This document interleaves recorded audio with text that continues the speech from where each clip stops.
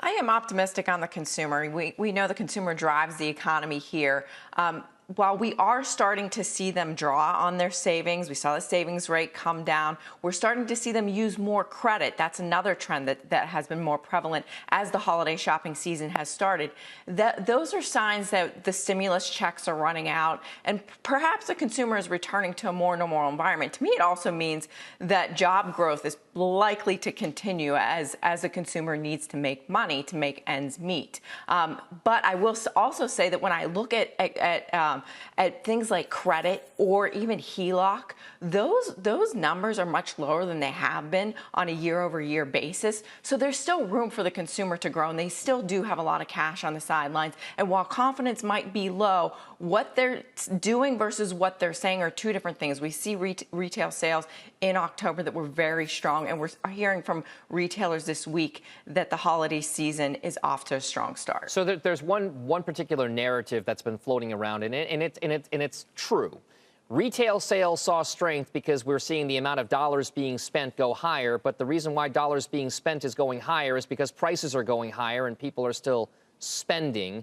Is there at least a concern right now that the inflationary pressures are prompting some of that move by consumers to take on more credit card debt or buy now, pay later debt?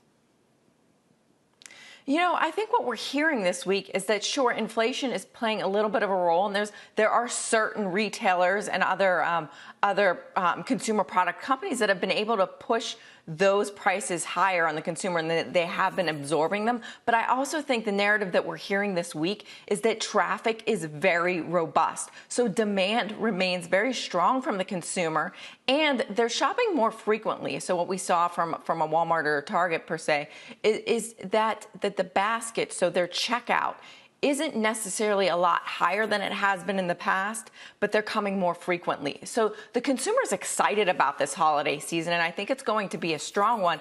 And the retailers are in a good position from an inventory perspective to really meet that demand. So in your mind, as you kind of look out towards the markets and retail as you see it, are there certain places within the retail sector, the retail industry, where you feel as though the holiday shopping season will be kinder on a relative basis?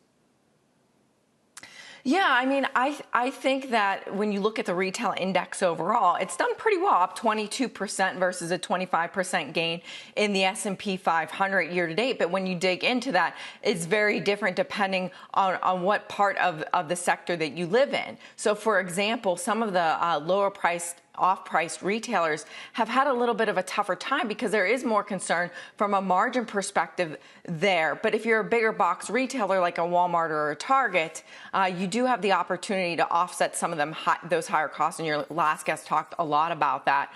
Today, we're going to hear from Macy's and Kohl's, and those two are stocks that have done really well going into the new year as they've benefited from the reopening of the economy, the reinvigoration of the consumer to go out and shop again. But we want to watch pressure on margins there and see if they're actually able to pass those on to consumers. So I think the bigger box retailers and value-oriented big box retailers is probably the best place to be in the near term as the consumer kind of figures out where they are from a monetary perspective, a financial perspective. So that's where I'd be focused.